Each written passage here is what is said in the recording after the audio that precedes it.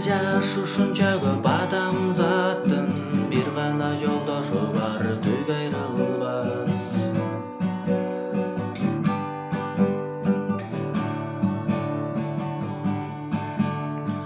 Ал жолдош көп кылдымдан нечен эң башкы адам ата аба энеден. Түбү жок ичкери жок сапар чегип, эшикти тырс-тырс кагып бизге келген.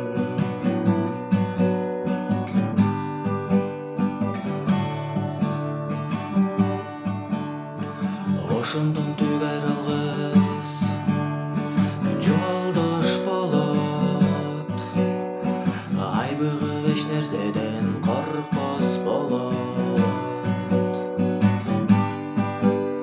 Эр болсоң сенден күчтүү ада эр болуп, шер болсоң күркүрөгөн жолборс болот.